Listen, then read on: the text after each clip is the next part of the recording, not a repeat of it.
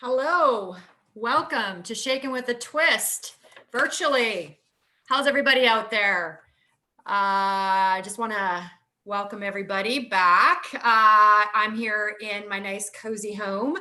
Christie's in her nice little cozy home as well. We were snowed in like everybody else. Hey, yeah. What a couple of days we've had.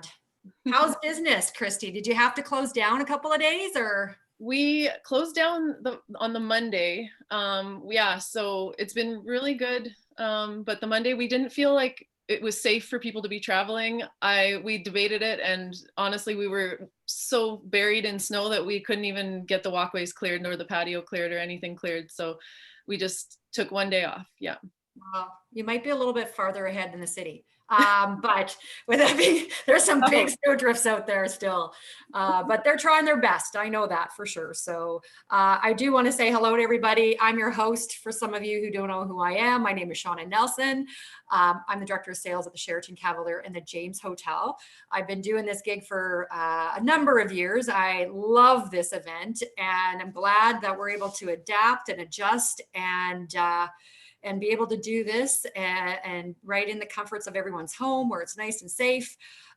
With that being said, for some of you who are newbies, I'm looking at who's joining us, and it's always when we have a new guest, you have your own cheerleading squad and your fans that join in. So yeah, there's some great people on here that I don't recognize the names, so they must be great clients and friends of yours. And then of course I see some seasoned regulars that are on here. Alan, he's one of our token males. But anyways, it's great to see everybody. For some of you, like I said, the newbies, what is Shaken with a Twist? Well, it is a great event that Women Entrepreneurs of Saskatchewan puts on, or WESC, if that's a mouthful for you. So thank you. High fives to Prabha Mitchell, who's the CEO of WESC, for believing in this event and continuing with it even during these times, as well as Josie Fries, who's behind the scenes. You don't see her right now, but she's the one that puts the logistics in place and helps me get on the straight and narrow path here to make sure that we're able to put this off every month. And she's the marketing advisor at WESC as well. So basically what it is a nice little sit down where we look in our own backyard and we take a look and we see what some awesome, inspirational women are doing entrepreneurially, giving back as well into our community. We kind of peel that onion and we dive right in and we kind of, have them share with us lessons they've learned, and it's in a cozy, comfy, couchy kind of conversation. And truly, I'm in my couch, you're in your couch, and that's what we're doing. And then also, don't forget, like, this is great for everyone. Even though you can't connect face to face, still connect. So choose to chat in the chat room, please. You'll see a Q&A chat. You're going to see a chat. Go in the chat box, talk to each other, say hello to each other, say what businesses you are from. This is a really good way to connect with each other. I see some names aren't familiar, so it'd be great to know what you're doing. And again, promote yourself. Also, there's the Q&A box. That's where you're going to put your questions in, because we're going to get to a Q&A portion of this. Put your questions in. You may not be here to the very end, because I get to be very chatty. That's the Ukrainian in me. I get very chatty as well. I have my wine mugs. One is water. Okay, so I have water in one. Nope, that's the wine. This is the water. I got to thank Christy Rempel with Jack and Jill. She dropped off these, I call them the Northern Lights collection mugs that she makes. So Jack and Jill Creations, she's always donated some great prizes for our Shaken with a Twist. So she told me to try these out. So I have water and I have wine. So I hope everybody has their beverage of choice. Are you drinking an old fashioned, Christy, or is that straight up Scotch? It's just a little bit of Knob Creek bourbon. Ooh, bourbon. My friend Ian Rambali will be very happy that you're having some bourbon. So with that being said, yes, if you're not going to be here till the very end, you can still put your questions in and we'll answer them, because we are going to have this recorded and played back on the WESC Facebook page. So get those boxes filled up with some great questions and also some woohoo Ukrainian. Hello from Ukrainian Regina. Yes. All right, all the way from Regina. Anyways, and that was Gail Zarkani. Okay. I have to have a huge shout out to our sponsors because I mean, this is important. You're still continuing to be our sponsors while, you know, the numbers might be small. We got 28 participants. That's pretty good. But they're mighty and so thank you so much. So our community sponsor is the NSBA, the North Saskatchewan Business Association. Actually, that is Keith Moen and his team, and they have an event coming around up around the corner. It is their Business Builders Award dinner. It had to get canceled in March.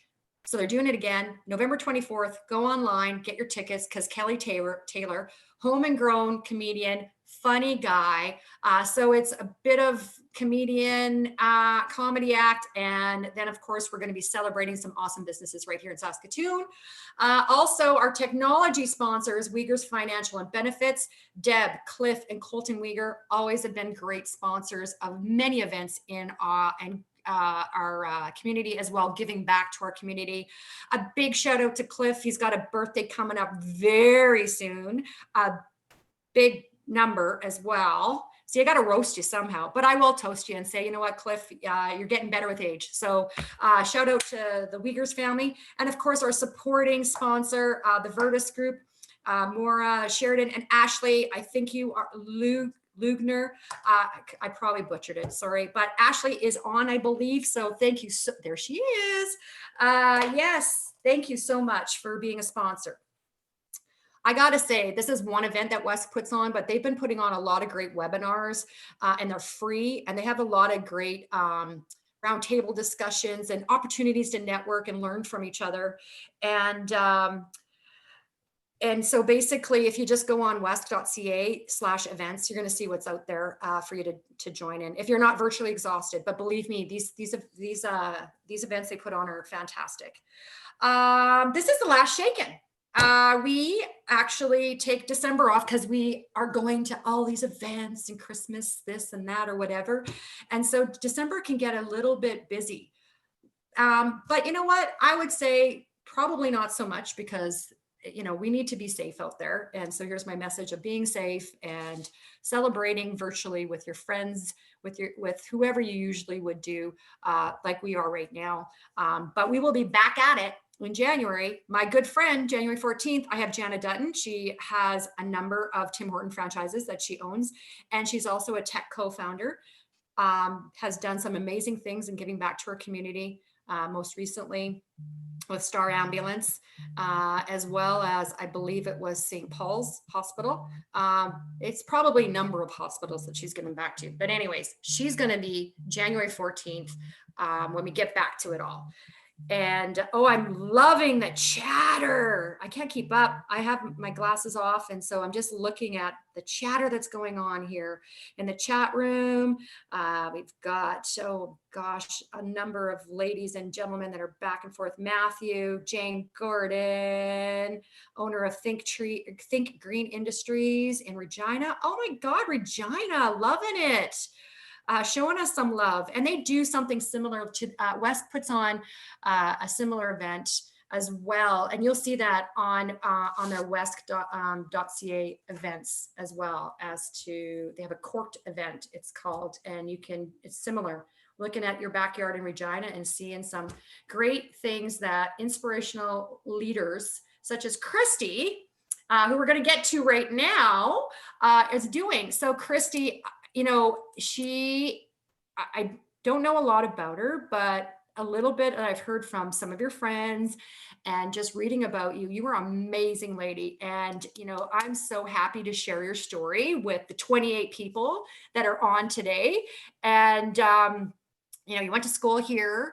You were also, you have then went and pursued your passion, I believe, but we'll get to that. You'll tell us about that, and went and studied under some pretty high level chefs and venues throughout the world.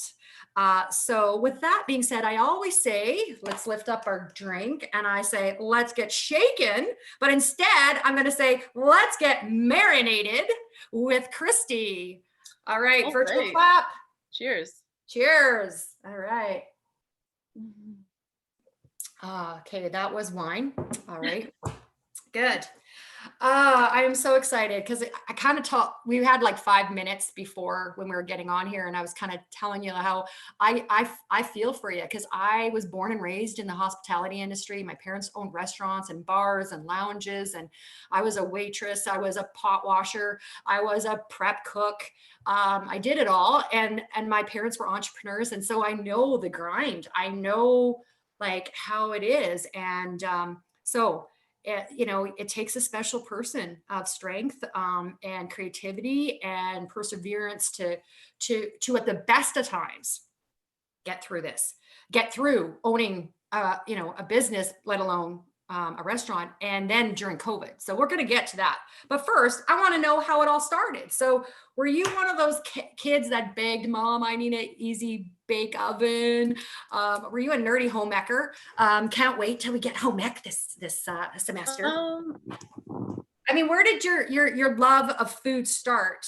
How did you just fall into it as a chef, or and then not only that, like then it is being an entrepreneur, owning your own business as well. So you fell in not only 2 feet but head over, chef, owner. So share with us the beginnings of your culinary journey. Well, it all started, the culinary and entrepreneurial journey kind of started when I was 14. I got a job as a hostess at Boston Pizza on 8th Street. And I ended up wanting to move out of my house when I worked there till I was 16. And then I wanted to move out of my house. So I went to the bank and asked, how can I buy a house? Because I knew that with my little hostess paycheck, if I rented an apartment, that I would be living paycheck to paycheck. So I wanted to buy a tiny little house that, like, for $50,000 or whatever I could afford back in the day before the boom. And I ended up, she kind of, the banker was very kind, and she said, well, you're going to have to establish credit, and you're going to have to save up a down payment, and you're going to have to get your income above, back then, this was so many years ago, but above $20,000 a year, or you'll need a cosigner. And so I said, okay. And then I got another job because I wanted to get my income up. But in the meantime, I just really enjoyed being at the restaurant at Boston Pizza and seeing the owner there, just walking around like he owned the place, because he did. And it just seemed like such a fancy kind of lifestyle and such a good way to go. So as the years went on, I went to university and did a few other things. I ended up finally being able to afford the house that I wanted. So I bought a little house when I was 19. I've saved up all that time and worked many jobs to do it. But I did stay in the service industry the whole time.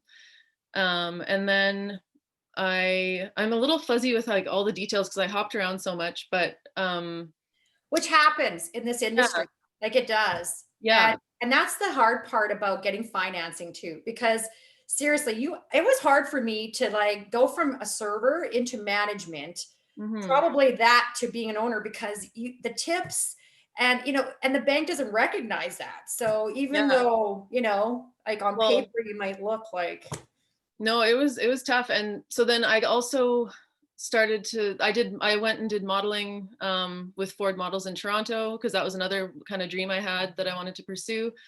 And I saw that there was a lot of castings and things for cooking shows and stuff like that as well. And so that was kind of interesting to me.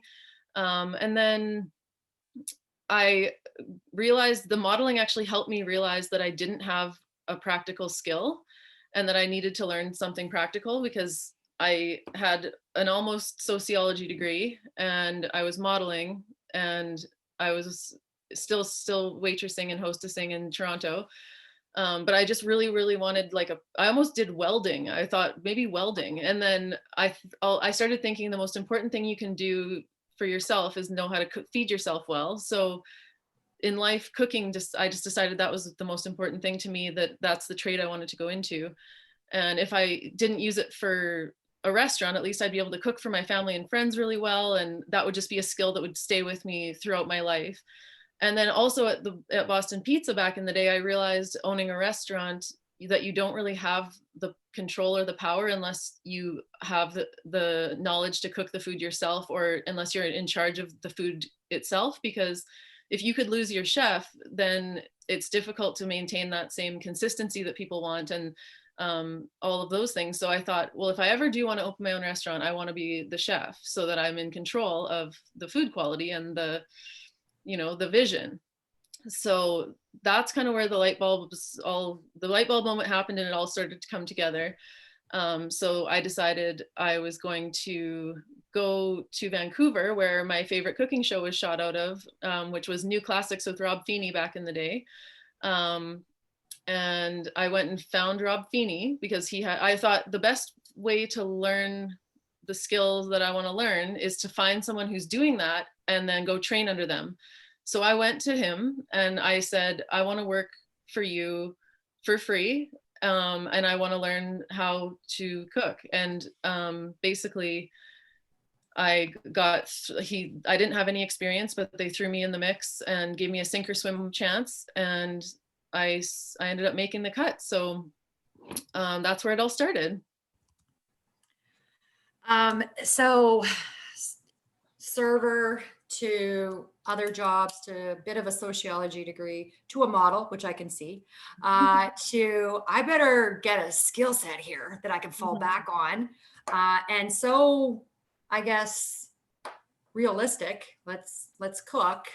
But then you want to have, someone said this, Teresa Marie said, it's about integrity, right? You wanted to ensure that, what you are putting on a plate is something that is who you are. So I do want to say, sorry, I probably didn't, I jumped ahead because I was so excited.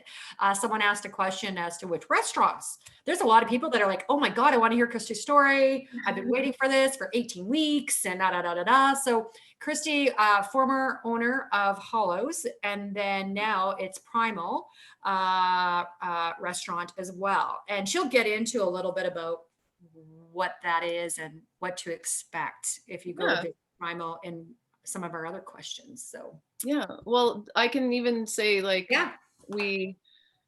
so once I did all my training abroad and learned and felt like I was ready, I ended up using that house that I had bought when I was young as the financing to start the Hollows. So that was another key part into my business journey and having that security. So we had no investors. It was just based on what collateral we had with that house. And that was a true sense of freedom, really, just not having anyone who can tell me what to do, which was, that's kind of the heart of me, is I don't want anyone to tell me what to do. So, yeah. The Hollows, I gotta love that. I gotta warn you now, Christy, I go all over the place. I see a bird, I see a silver bullet, I'm all over. So the Hollows. I remember as a kid going to the Golden Dragon and just loving that place. And then when I heard that you took it over, and I thought, how awesome and unique to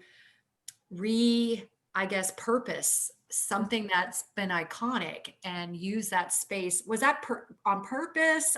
Yeah. The area that you're in right now, you seem to stick in that area. So yeah, speak to that. Well, it goes, everything ties together because it goes back to my sociology degree and then being in Vancouver and just kind of watching how cities develop and how cities run and like the people in the societies. So basically I was working in Gastown in Vancouver at a restaurant, and it was right next to it was like a casual fine dining, beautiful boutique restaurant right next to the Needle Exchange, right next to the Salvation Army. Like they had like vintage stores, but then it was mixed in with different, like it was a rougher neighborhood. So in my mind I thought, when I got to back to Saskatoon, I took a look at Riversdale and I just thought, oh my God, it's beautiful. It's right by the river. It's right by downtown. It's right by Broadway. It's undiscovered. It's untouched. We can actually afford the rent over here. like it's going to be the next big thing, just like how Gastown was the next big thing in Vancouver. So that's why we chose that area. And we were looking for a smaller space that just my partner and I could run ourselves. But then when we saw the Golden Dragon space, we just knew that it was perfect. One of our favorite bars in Vancouver was called the Narrows, and it was just a tiny little narrow hallway with like one bartender and one cook. So we were looking for something like that. And when we walked into the Golden Dragon, I said, this is not the Narrows, this is the Hollows. It's big. And like, also the name comes from foraging in the hollows of the forest, and we wanted to transport people to the forests of Saskatchewan and just really give homage to the beautiful natural ingredients that we were using. Mm-hmm. So yeah, that was our first restaurant. We just went in and cleaned it all up, wiped all the cigarette smoke off the walls and the grease off the kitchen, and just got at it. We got 1 month of free rent, and I was so paranoid about restaurants don't make it and like all that stuff. So I said, we have 1 month to get this place clean and we're opening. So we took that 1 month of free rent, and I said, I don't want to be in this space without paying, like having income coming in, and I don't want to be paying rent without income coming in. So it only took us $20,000, and like it was a personal loan for $20,000 that we used the house to get. I originally asked the bank if they would give me a loan for a restaurant, and they laughed a lot and said restaurants are too risky. But I knew that they had to give me the money somehow because I had that house for collateral. So I basically turned my chair around and turned back and said, can I have a personal loan? And then they're like, are you going to use it for a restaurant? And I said, no, I'm not. And then I'm going to buy a boat. And then they just had to give me the 20,000. So the whole thing just came to be. And in 1 month with $20,000, we opened a restaurant. So awesome. Different times back then. Yeah, for sure. So you mentioned your partner. And so you and your partner, so partners in life, but also in business, just to be clear out there. What's the best part of working together, and what's the worst thing about working together? I've interviewed some couples with Wes. We were talking about how, oh, well, I didn't, but, we are very male friendly. We feel that, at West, we talk about the gender gap and how important it is for the men in our lives, as well as in our professions and business, to help in the success of the female entrepreneurs. So speak to that. What's the best part of working together and not so good? Well, the best part is the carpooling, and the worst part is the always pending divorce. No, just joking. But it is like, the best part, I think, would be when you go home at the end of the day, you have someone who truly understands what you're speaking about, and like you can really express to them what has happened to you throughout the day. And it's really deep understanding. Whereas the worst part, I would say, is the fact that you go home after work and you're still talking about work. And it's really hard to like make that line where work stays at work and home stays at home. But part of me can't imagine it any other way. So it's challenging, but it's also really fun. So does Kyle have, like, is he learning? Did he also have a food background, or is he kind of mentoring under you? No, he actually trained me at Feeney's when I first started working there. He was the first person to show me how to brunoise a cucumber. So we met there. What is that? Okay, what is that? Sorry. That's to cut you peel the cucumber, you mandolin the cucumber, you cut the seeds out, and then you cut it into tiny, tiny 1/4 inch by 1/4 inch squares. And they have to be perfect. That's tedious, man. Forget it. It goes in place. But no, it looks pretty. I'm sure it's worth it. Yeah. So yeah, he's an amazing chef himself. And I've actually been super lucky that he's backed me up on my vision of what I wanted to do. Because when I was in Vancouver, that first day, I was telling everyone, I'm going to go back to Saskatoon and open my own restaurant. And they were all like, why would you do that? Like, there's nothing there. And I was like, because that's what I'm going to do. And so it's really nice that I had him we became best friends, and like it was really nice that I had his support to come and open this restaurant in Saskatoon, and for him to back my vision and my dream. And then we actually had to make a conscious decision in business that I was going to take the forefront, because I always wanted to be more of a celebrity chef. And I've been working on this vision for like my whole life. And a few times early on when we would do interviews or meetings, we would sit down and everyone would just address him immediately as the head chef. But I'm the head chef. Like, so I would just be like upset. So he actually is so kind and amazing to actually take that step back consciously and let me shine as the face of the business and as a celebrity chef in my own right. So I'm so lucky. Mm-hmm. Awesome. Well, it sounds like you got a good partner there. That so we don't have to worry about you guys, someone getting kicked out of the car when you're carpooling there. So how do you separate, or do you, being an owner versus, which, it can be financial, it can be being strategic, it can be dollars and cents, and it can be scheduling, and it can be ordering and yada yada, versus being a chef. Oh, it's And it's so hard. It's so hard. But in this like my travels and in meeting all these other chefs in the world, I've learned that there are chefs and then there are chef owners. And the chef owners, we all kind of find each other and like commiserate together because it's such a different job. If like I would love to work for someone someday, and my job would be just to make the menu and like do the ordering and just a simple like be creative. It would just be so easy in my mind. But yeah, being a chef owner is a whole different ballgame. You have to really set aside special time to be creative and to come up with those ideas. So that's the difference, I'd say. And there is no real separation that you can do. You're a chef. If you're a chef owner, you're in the dish pit. If the dishwasher doesn't show up, you're doing payroll, you're doing like everything. So yeah, it's tough. so do you think there is a difference between a male chef and a female chef? I actually don't think there's a difference between a male and a female chef. And the San Pellegrino Awards has an award for best female chef and best male chef, and they're getting so much shit for it. And I think that it's hilarious because there should just be one category. So that's how I feel about that. Yeah. And the reason why I brought that up is just, they always talk about leadership styles in what a female brings to a board, what it brings to the, around the executive table. So I was just wondering if there was something like that in the chef world as well. So. No, it's pretty straightforward. Like every chef, no matter if it's a woman or a man or how they identify, everyone just has their own style and everyone's different. So, like, yeah, my style is very, very, very calm. I don't yell. There's no yelling. I don't think it's efficient to yell. So that is different, I will say. Yeah, I've worked with many chefs.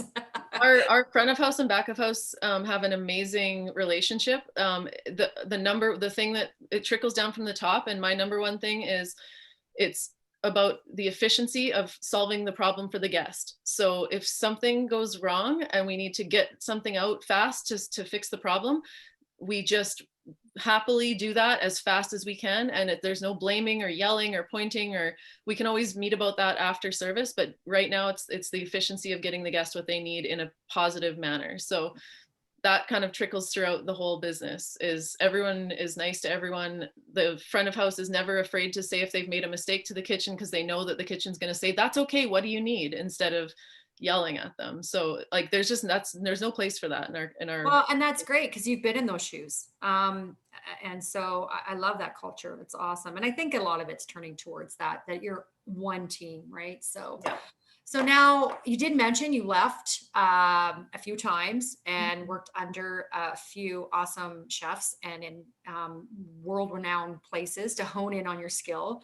I think it was a year or so ago I was reading that you accepted this internship, or got accepted for this internship under what has been described. I mean, this is amazing, like the best restaurant in the world. That's crazy. I didn't even think there was such a thing to be titled in Restaurant Magazine. So tell us about that experience. experience and maybe some others that you've experienced, and how important is it for you to continue to learn and to be mentored, especially in this industry?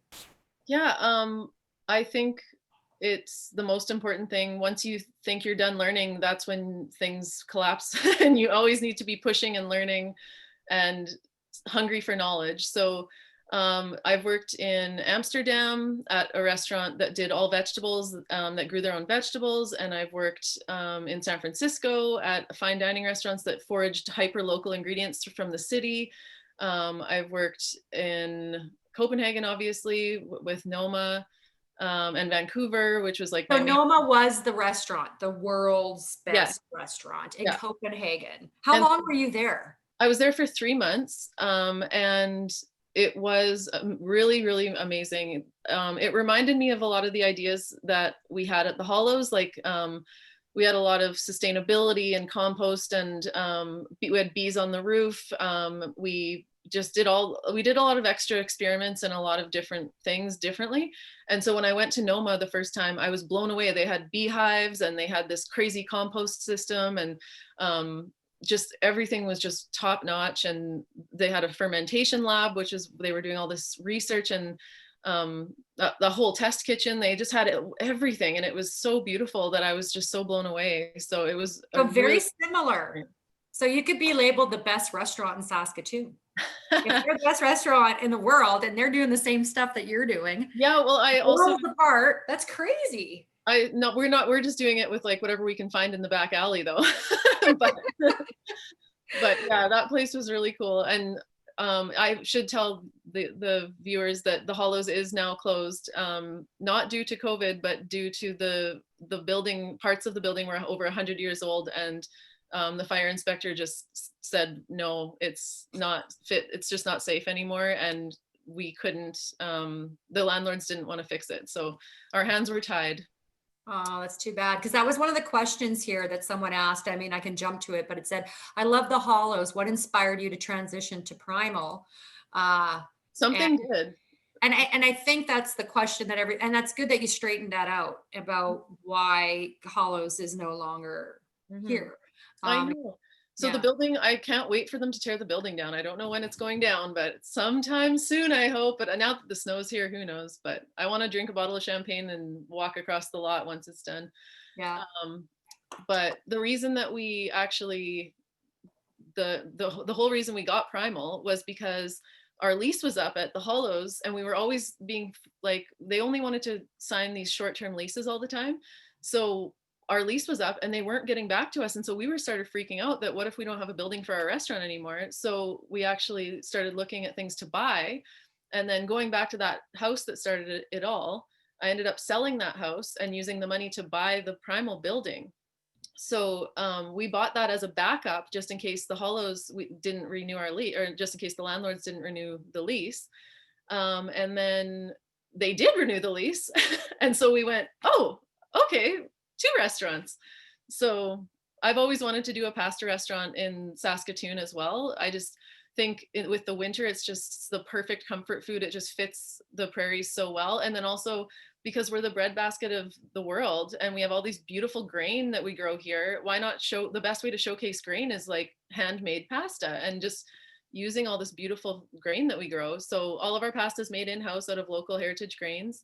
And we have the whole animal butchery that we do as well. So that really ties into the primal cuts of meat. And I came up with the name because I was just trying to think of what's the most like elemental, basic kind of like raw thing. And it's like going back to your primal instincts and like just like the land and nature and everything. So that's how Primal came to be. Yeah, amazing, amazing. So, again, a lot of these techniques you were thinking on your own, but with some of the, I guess, internships and just some of the times that you had, that's where you kind of honed in on some of the stuff and learned some of these new techniques.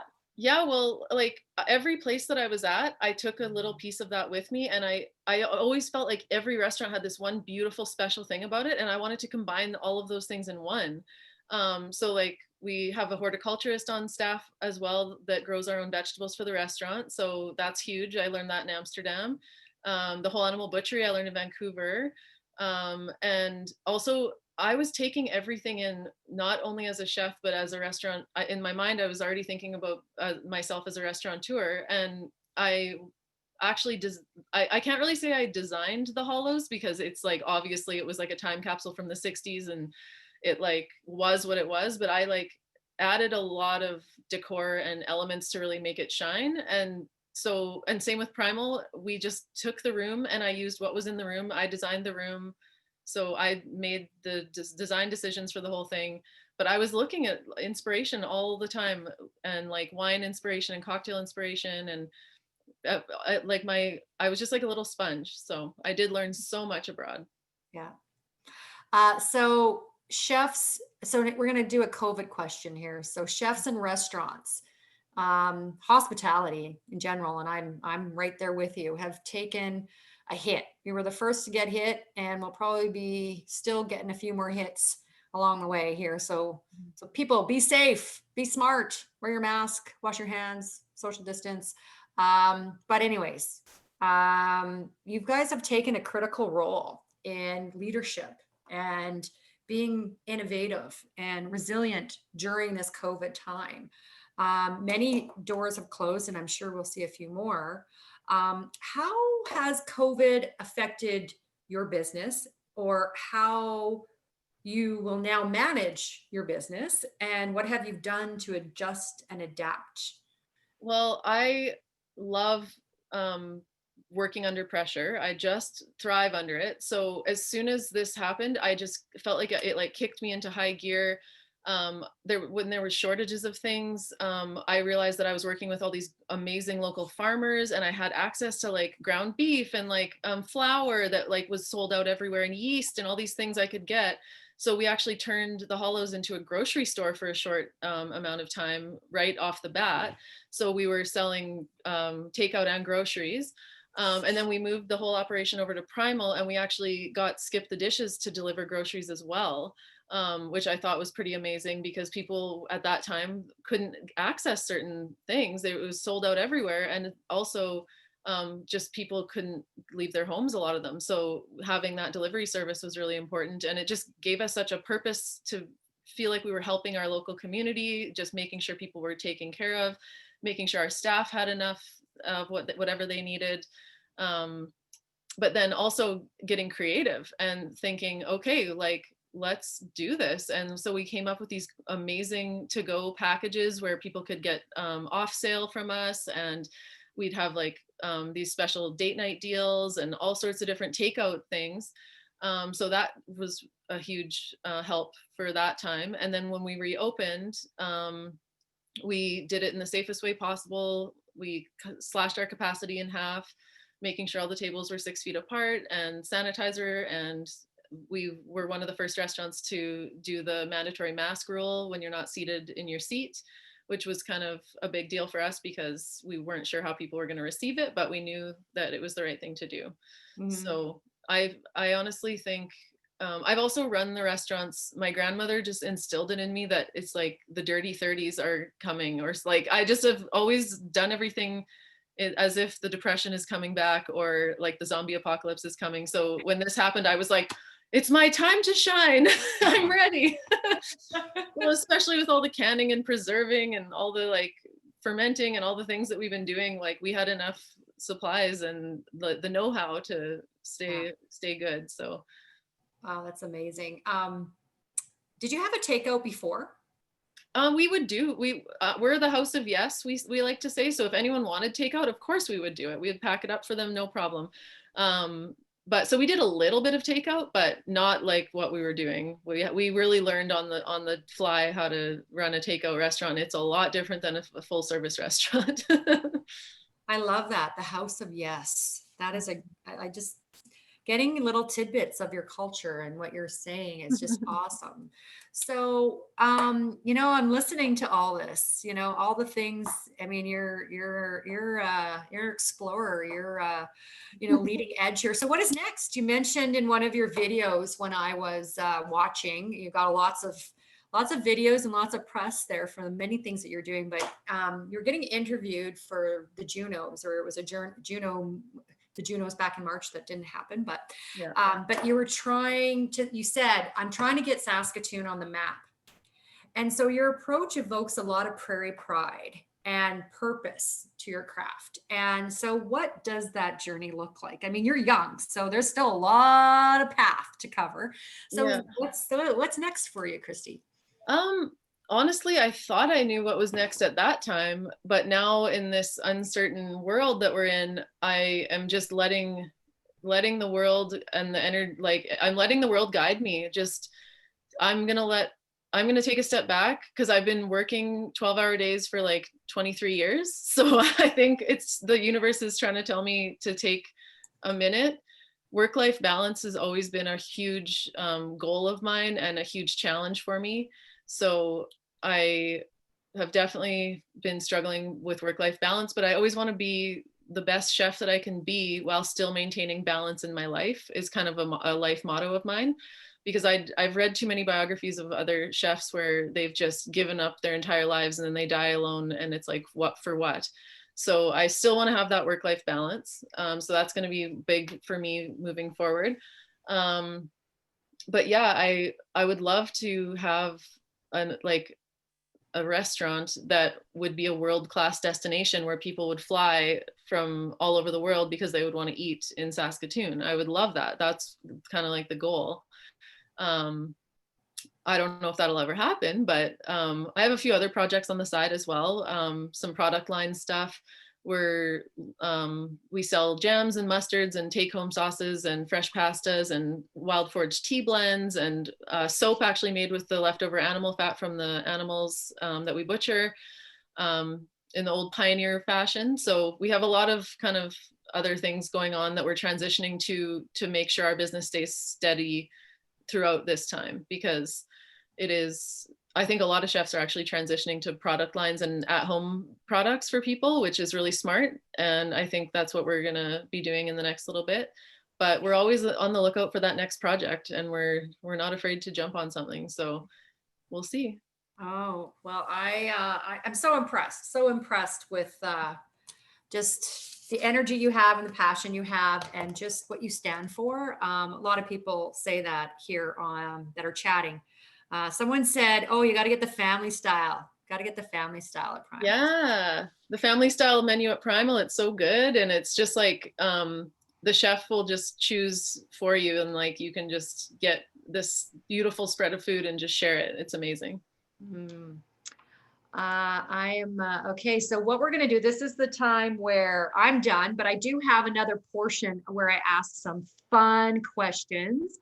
But before we get to the fun and quirky questions, where we really get to know you, I ask everybody now to go into the Q&A chat and put your questions in there. So I do have a question that's in there right now. So right now, all these lovely people that are on there, we have 30 attendees, put some questions in there. So what Delaney says, I love hearing how you pivoted so quickly during COVID. Can you think you of any time during the chaos that you felt pessimistic about things and how you might have overcame that feeling to push through it and flourish? Looking for inspiration, as in my industry, is always heavily impacted. So yeah, that was the question. That's a really good question. I struggle with letting myself go into that mental state of pessimism, because I feel like I don't have the right to do that as the leader, and that I feel like my mind state is very, it really trickles down to the staff. So I feel like I'm not allowed to even let myself go there, and I need to stay positive for my entire staff. So at no point was I pessimistic. I feel like what kept me going was the thrill of the unknown. And I was just so like energized by not knowing what was going to happen next. And that adrenaline and that just how that problem solving and that creativity just kept the more things that just kept happening, we just had to keep going. And I feel like it's just like an old prairie like housewife type thing where like if something happens, the busier you just want to stay busy and you just want to like help. And so the busier, the worse things got, the busier I kept myself, I guess, is the key for me.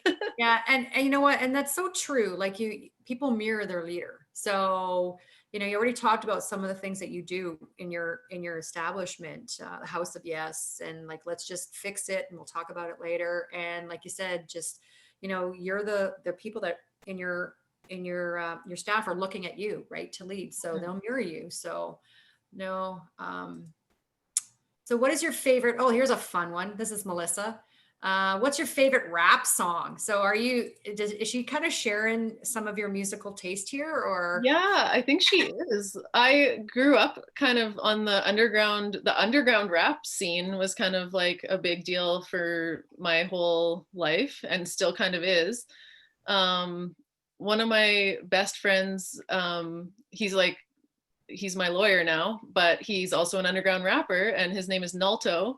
And he has a song I don't even know what it's called, honestly, but it's something about an angel with wings, but it's like my favorite song that I put on every time I need to have a pick me up. So I should find the name of the song. Do you play music in the kitchen, or is that, yeah, you do? We always actually my kitchen crew right now are so much younger than me, and they're all like, I feel like a nerd being like, they're so cool and all their music is so good. Yeah. And so I'm so excited. Like every time I go in a kitchen, they have some like amazing music going. Sometimes it's like 80s rock that I just forgot about and stuff that they think is like brand new and cool. And I'm like, this is awesome. Okay, restaurants seem to have a high turnover rate with staff. Is there something that you do differently to reduce that high turnover and keep the staff engaged and excited to come to work? I don't know what the key is. We've been so lucky, and I can't nail it down to just one thing, but I feel like making people feel like they have a purpose at work and involving everybody like in all the tasks. So for instance, like during crabapple season, we would get so many crab apples donated to the restaurant that we would all just be cutting crab apples. And if it was slow in the restaurant, I would say, hey, you guys, like, it's okay, like that it's slow, because we're so in the shit with these crab apples. And everyone would just gather around. We'd all sit together and cut the crab apples. We'd all like make the tea blends together and like do things together that is like team building activities. So I think that's part of it. It gives you like you just feel like you have a purpose to be there that's bigger than just like flipping the tables. So we also share tips. I don't know if that's like a part of it, but it's like a very team mentality. So everyone feels like they're part of the team and everyone's helping everyone else. So we become a really close team, which I think helps with the turnover as well. Mm-hmm. And we're just like so fun to work with. And like, honestly, you're allowed to do whatever you want. We're all adults. And as long as it's within reason, I'm not like gonna yell or whatever. Like everyone just do what you need to do. And we're all so chill. I feel like we all just get along. So I feel like being nice to your employees is key. Yeah. No, sounds like a great place. Not uptight at all. When you have so many projects on the go, how do you keep everything running smoothly and balanced? I know people talk about prioritizing, but there is more to it than just that. Yeah, you mentioned all these other projects, opening up a restaurant, oh shoot, now I gotta have a second restaurant. Oh, and I gotta make sure I get my canning done, composting. How do you do it all? Lists. It's all lists. As soon as something pops into my head, I enter it into a list on my phone, and then later I go through all the lists and divide them into different lists. And then every night before I go to bed, I'll like review my list, and in the morning I'll have a small to do like just for today list. And I love having that, because you can't remember everything all the time. Like, and also it lets you prioritize as you're going through the list. You're like, okay, no, I can skip past that for now, oh no, this is for tomorrow, so that's how it's easy peasy once you get a flow going. Yeah. So does Kyle, is he part of that process with you, or how does that roll? Kyle does something that I can't do, which is like the morale boosting and like the team building of everyone. Like he has a special thing about him where he'll notice things about people's day, or like little things that I would just never notice, and like makes them feel better, or like give, like, you know, that kind of like attention to personal detail. I'm too busy to do, but he makes sure that everyone feels good. And so that's more what he's doing. I'm definitely the like driving force behind the idea machine, but I definitely love his input and talk everything out with him, and he's very wise and has saved me from making some big mistakes, but also laughed at me when I've made some mistakes, but that's how it goes. Oh, when you, where I'm at, I see books behind you. Oh, someone's creeping on you. It's Kara Furman. Kara says, I see books behind you. Do you have time to read? And is there any favorites? Yeah, I do lately have time to read during COVID for sure. And I read like 4 different books at the same time because I have a short attention span, and I know that, but I want to read a lot. So I'll skip, once I get tired of one, I'll put one down and then pick up on another one. Favorites, that's, I really love the author Douglas Copeland, and I've always loved his books. And I love Michael Ruhlman. He's a food writer, but he also just wrote a book about psychedelic drugs, which is really interesting. So yeah, just anything, but not, I don't read like fantasy stuff, which I think I should try it, but I like to read biographies and factual things. So Yeah. So what is your thought on baking with, or not baking or cooking? You're talking about psychedelic drugs, and we now know that, you know, that Saskatoon and Saskatchewan legalization of, or Canada, sorry, of marijuana. So what is your thoughts about cooking with that? I think it's really cool, and that there's a lot of flavor profiles and different terpenes and stuff that are coming out, like different, like the smells that are coming out of all the different strains. And now that it's so regulated, you can really like pinpoint different things in different strains. So I think it's really cool. I think definitely like you have to be careful because it's strong stuff for some people. So Yeah. but I think it's really cool as long as people know what they're eating. It's, I think, a really neat thing. I think I'm going to get more into that as like more people start growing more and have stuff to spare, then I'll have some things to play around with. But I probably, like, you know, I don't know if I'd serve it at the restaurant anytime soon. Yeah. You'd have to come up with a different name. Yeah. I think that's all the questions I got, but we're going to get to the fun round. So I always do this. I call it the 7 revelations of Christie. 7, why? Because it's my favorite number, but I'm going to change it up like I had before. We're going to call it Getting Debbie Glazed with Christie. See, I'm using all my food terminology. I have a degree in nutrition and dietetics, so I do actually have some food background in me. I have a major in food administration, but I'm impressed. there you go. So this is a fun, fast round. So my number 1 question to you, which actually is name 3 things. So what are the top 3 things that matter the most to you in life? That is like so hard to answer. You know that. It's like you should say like family, friends, and shelter and water. But like I would say like my hot tub and my furs Like it. and wine. Let's say Oh, wine. yes. Okay. With that being said, let me have another sip in my glass, a Northern Lights glass. So yeah, I saw you with your furs on. Tell me about the wine. Do you like white, red, or? I'm into everything, especially the new natural wines that are coming out right now. I'm obsessed with the natural wines. So, Yeah. so Awesome. exciting. So, second question, 3 words that describe your kitchen. Oh, clean, immaculate. No, but definitely positive, fun. And that's more than 3 words. So there. Okay, so we need some, I definitely need some help here. Top 3 cooking tips or whatever, Yeah, tips in the kitchen. that's tricky. I'd say use what you have on hand. Just use what you have. You don't need to always go out and buy all this crazy stuff. And if you are going to buy something, then have a use for it. I really don't like food waste, so I have a lot of tips on how to avoid food waste. But Yeah, making pestos is one of those tips. Basically, and you can make a pesto out of anything. Like if you have too much parsley or too much dill, or you know, you always buy too many herbs, you just buzz it in the blender with some garlic and some olive oil and a bit of salt, and then you can freeze that. And then on a cold winter day, you just toss that in some noodles with some Parmesan cheese, and it's delicious.